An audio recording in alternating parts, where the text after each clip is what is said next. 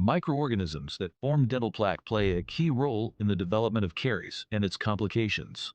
These bacteria quickly break down carbohydrates, generating organic acids that cause mineral breakdown and destruction within tooth tissues, enamel, and dentin. Bacterial toxins penetrate through the dentin tubules to reach the pulp. Once bacterial infection develops, the pulp becomes irreversibly inflamed and necrotic. Subsequently, the infection spreads from the root canals into the periapical tissues, leading to apical periodontitis. Endodontic treatment aims to eliminate infection within the root canal system. Prior to the procedure, the tooth is cleaned to remove dental plaque.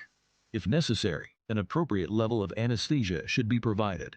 The tooth must be isolated from saliva using a rubber dam to prevent bacterial contamination of the root canal system and to protect the oral mucosa from chemical exposure. Damaged enamel is removed using diamond burrs with water cooling. Infected dentin is thoroughly excised using carbide burrs.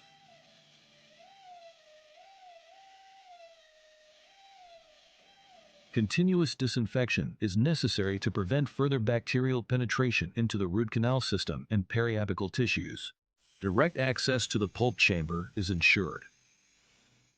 Then, the infected coronal pulp is removed, followed by disinfection.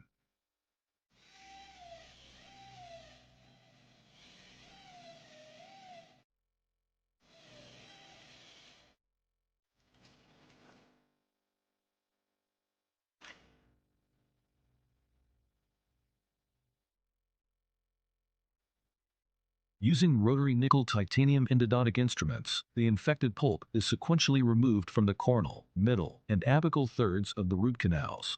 As the procedure advances toward the root apex, the canals are continuously irrigated with sodium hypochlorite to eliminate bacteria and debris. To enhance the chemical reaction, irrigant activation is performed. After determining the working length to the root apex, the root canals are shaped by gradually increasing the diameter of the instruments. Special attention is paid to the apical zone to eliminate bacteria from the apical delta and to create an apical stop for the filling material. Once the canals are cleaned, they are dried using paper points or a specialized drying solution.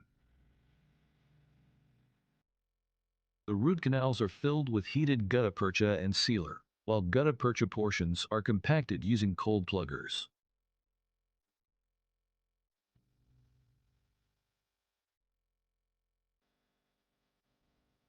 Adhesive preparation is performed to ensure proper bonding of the restorative material. The enamel and dentin are etched with phosphoric acid, followed by application of an adhesive and subsequent polymerization.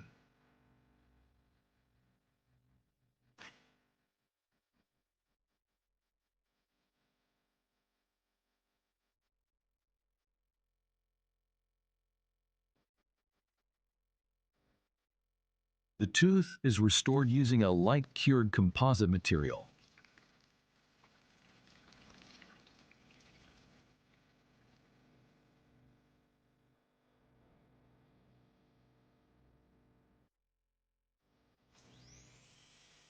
To prevent tooth fracture and ensure proper distribution of occlusal forces onto the roots, the tooth is prepared and fitted with an artificial crown.